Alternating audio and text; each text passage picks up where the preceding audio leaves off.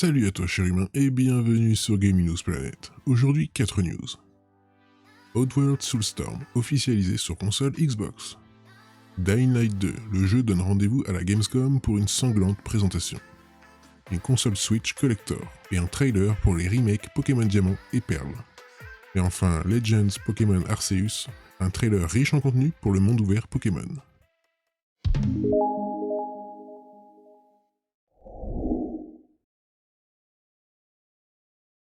On se retrouve sur jeuxvideo.com. Longtemps objet de rumeurs quant à une sortie sur Xbox, Oddworld Soulstorm est bel et bien prévu sur les consoles de Microsoft. Une arrivée qui met fin à l'exclusivité console de Sony. Déjà disponible sur PC en exclu sur l'Epic Game Store et sur PS4 et PS5, Oddworld Soulstorm met les voiles sur l'écosystème Xbox. C'est à travers un communiqué de presse et un teaser que Microids et Oddworld's Inhabitants ont confirmé la sortie prochaine d'Oddworld Soulstorm sur Xbox One et Xbox Series X et S.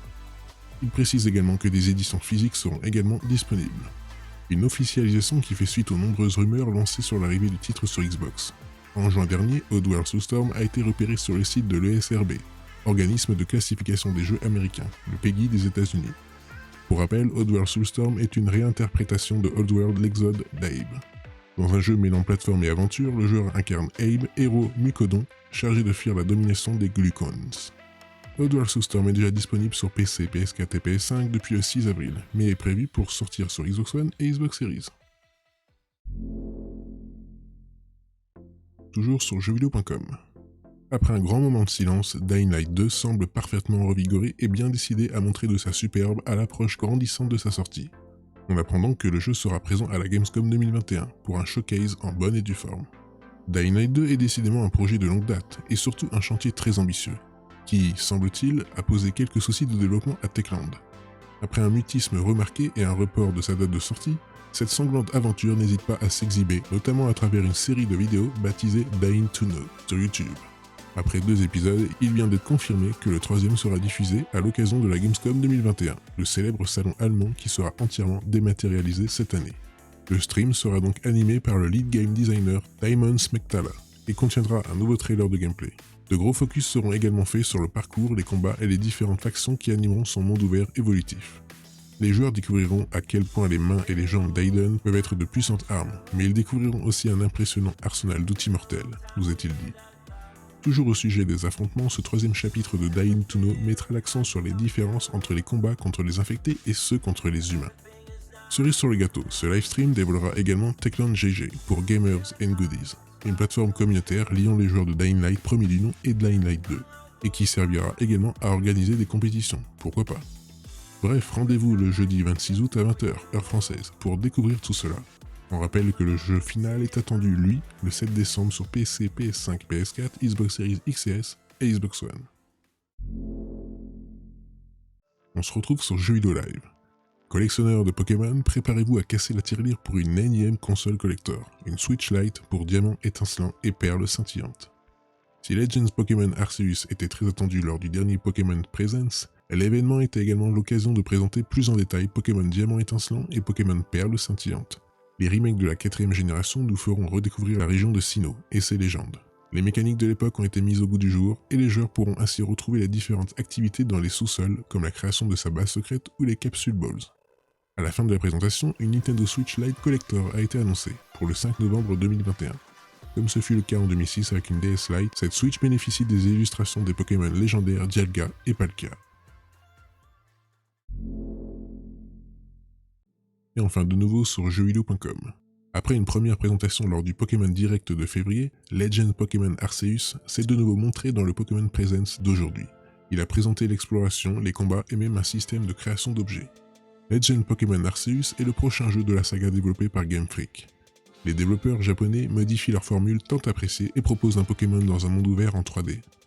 Après une première annonce en février, le jeu revient sous la lumière des projets et se dévoile dans une bande-annonce de plus de 3 minutes riche en informations.